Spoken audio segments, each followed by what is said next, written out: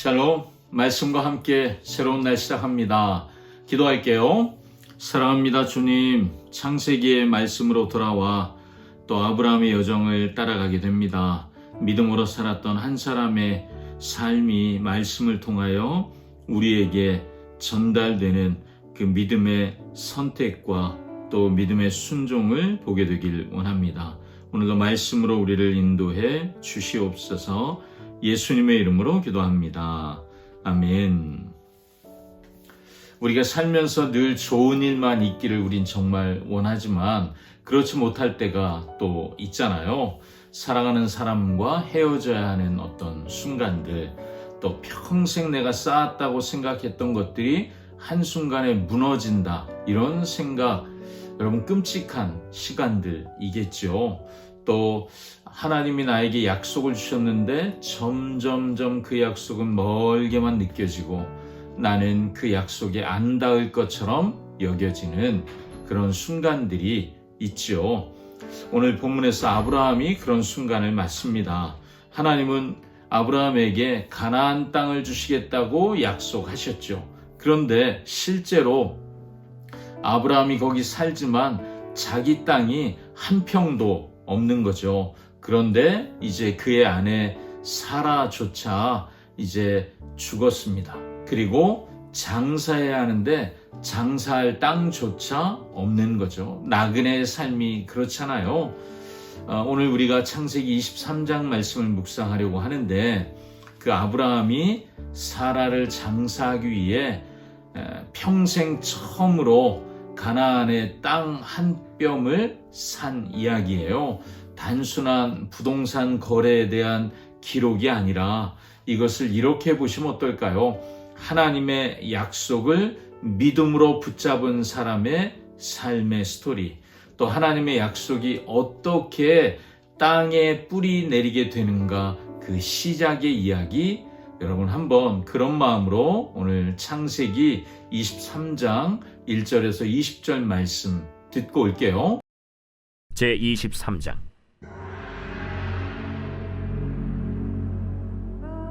사라가 127세를 살았으니 이것이 곧 사라가 누린 햇수라. 사라가 가나안 땅 헤브론 곧 기럇 아르바에서 죽음에 아브라함이 들어가서 사라를 위하여 슬퍼하며 애통하다가 그 시신 앞에서 일어나 나가서 헷 족속에게 말하여 이르되 나는 당신들 중에 나그네요 거류하는 자이니 당신들 중에서 내게 매장할 소유지를 주어 내가 나의 죽은 자를 내 앞에서 내어다가 장사하게 하시오. 헷 족속이 아브라함에게 대답하여 이르되 내 주여 들으소서. 당신은 우리 가운데 있는 하나님이 세우신 지도자이시니 우리 묘실 중에서 좋은 것을 택하여 당신의 죽은 자를 장사하소서. 우리 중에서 자기 묘실에 당신의 죽은 자 장사함을 금할 자가 없으리이다.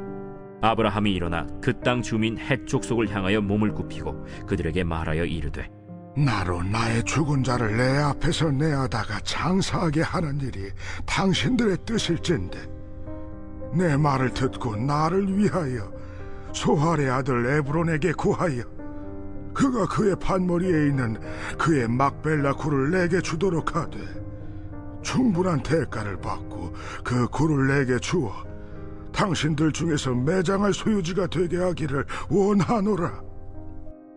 에브론이 헷 족속 중에 앉아있더니 그가 헷 족속 곧 성문에 들어온 모든 자가 듣는 데서 아브라함에게 대답하여 이르되 내 주여 그리 마시고 내 말을 들으소서. 내가 그 밭을 당신에게 드리고 그 속의 굴도 내가 당신에게 드리되 내가 내 동족 앞에서 당신에게 드리오니 당신의 죽은 자를 장사하소서. 아브라함이 이에 그 땅의 백성 앞에서 몸을 굽히고 그 땅의 백성이 듣는 데서 에브론에게 말하여 이르되 당신이 합당히 여기면 청하건대 내 말을 들으시오. 내가 그 밭값을 당신에게 주리니 당신은 내게서 받으시오. 내가 나의 죽은 자를 거기 장사하겠노라.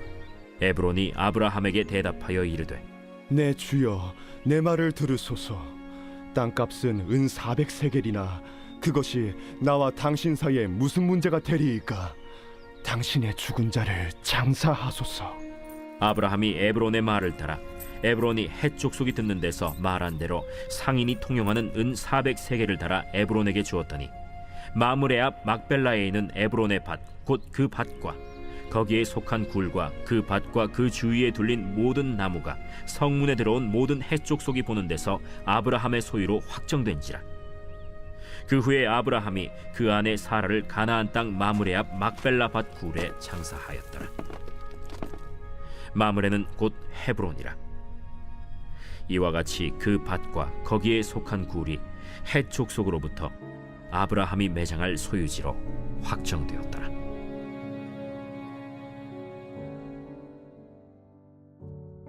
아멘. 자, 아브라함의 아내 사라가 127세 나이에 이제 세상을 떠납니다.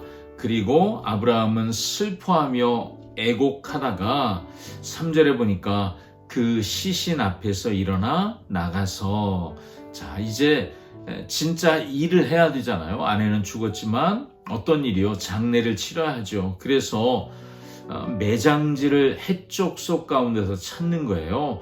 이 짧은 문장 안에 담긴 무게를 여러분 느끼실 수 있겠어요. 수십 년 동안 기쁨과 고난 또 광야의 시간을 함께했던 동반자 앞에서, 그의 죽음 앞에서 울다가 이를 악물고 일어나 현실의 문제를 지금 해결해야 하는 상황이라는 거죠. 아브라함이 자신의 처지를 4절에 이렇게 고백하잖아요. 나는 당신들 중에 나그네요. 가나안에 살고 있는 당신들 중에 난 나그네요. 거류하는 자이니 여기 그냥 살러 온 사람이니, 이것이 아브라함이 자기의 정체성인 거예요. 난 나그네고 여기에 살러 온 사람. 그런데 하나님이 이 땅을 너에게 주겠다 여러 번 약속하셨잖아요. 그런데 이 순간 아브라함에게는 그 죽은 아내를 묻을 땅 한 떼기가 없는 거죠.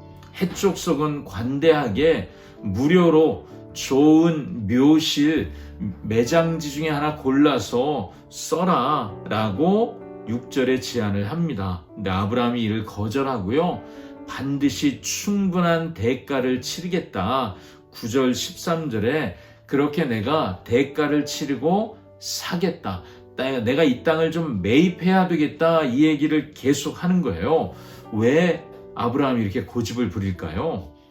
다른 사람의 호의로 얻은 땅, 그런 땅이 아니라 하나님이 약속하신 땅이잖아요. 이 가나안 땅의 소유권, 그것이 내 것이라고 확정되는 첫 번째 걸음을 아브라함이 떼고 싶은 거죠.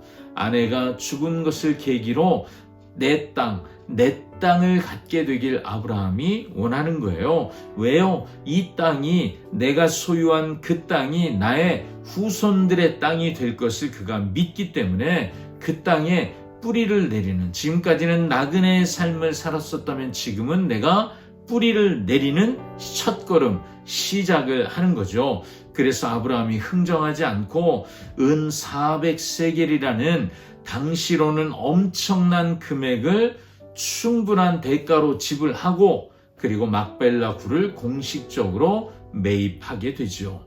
자, 이 말씀을 처음 읽었던 모압 평지의 출애굽 2세대에게 이게 그냥 부동산 거래 계약서 같은 거잖아요. 그런데 이 부동산 소유권 등기부 등본, 요즘 그렇게 표현할 수 있는, 그게 이들의 가슴을 뛰게 하지 않았을까 생각됩니다. 그들도 눈앞에 저기 가나안 땅이 있어요. 그리고 그 땅을 정복해야 되는 책임이 있습니다.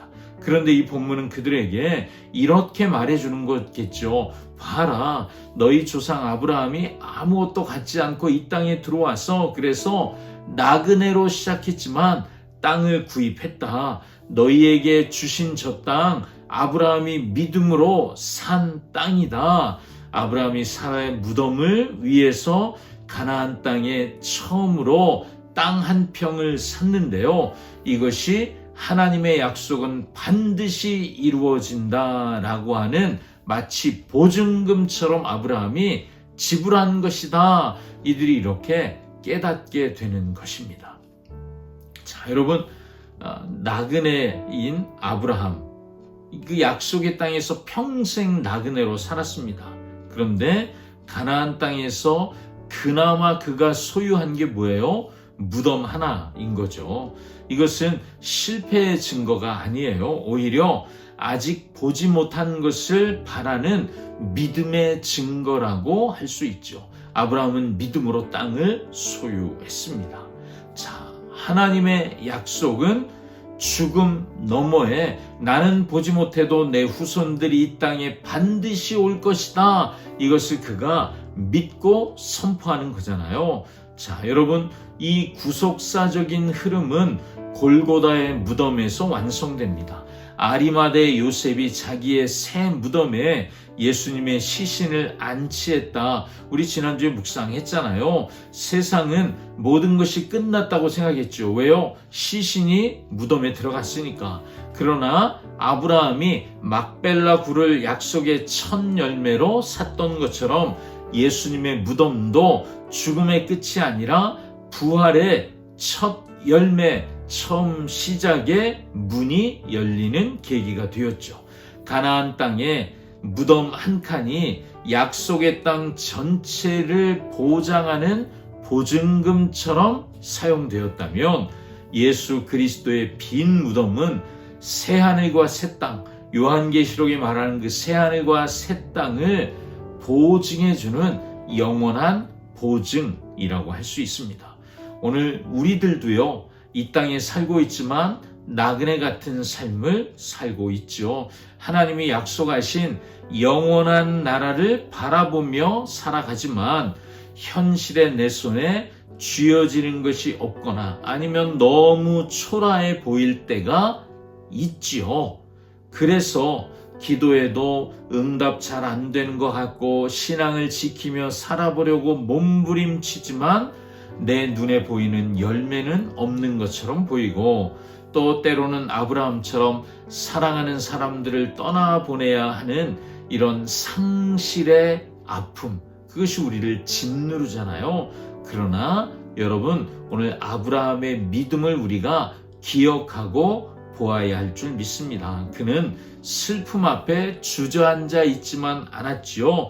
그리고 일어나 나가서 해야 할 일, 현실 속에서 무덤 한 켠이라는 작디 작은 첫걸음을 떼는 것을 오늘 우리가 보았습니다. 하나님의 약속 전부를 보지 못할지라도 오늘 내가 믿음으로 내딛는 이 한 걸음이 약속의 땅을 향한 믿음의 걸음 되는 줄 믿습니다. 그러니 여러분, 상실과 슬픔 가운데 계십니까? 여러분, 일어나십시오.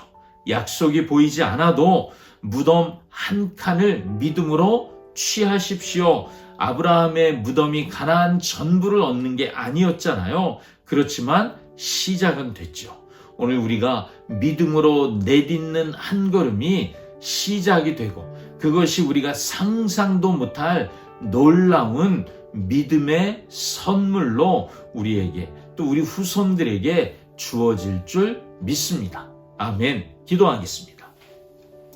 사랑하는 주님, 하나님께 가나안 땅을 약속받았지만 아브라함은 아내를 묻을 땅 한 뼘이 없었습니다. 그런 나그네의 삶을 살던 아브라함이 돈을 지불하고 땅을 구입하고 아내를 매장합니다. 이제 나는 더 이상 나그네가 아니라 이제는 정착하여 이 땅을, 이 약속의 땅을 믿음으로 취하는 사람이다 라는 그의 믿음의 선언처럼 주님, 오늘 우리도 믿음의 한 걸음을 내디디며 내가 나그네이지만 또한 나는 하나님의 부르심에 순종하는 믿음의 사람이라고 선포하는 우리 모두가 되게 하여 주시옵소서. 예수님의 이름으로 기도합니다. 아멘. 아멘. 나그네이지만 또 부르심을 따라 살아가는 여러분, 오늘도 힘냅시다. 샬롬.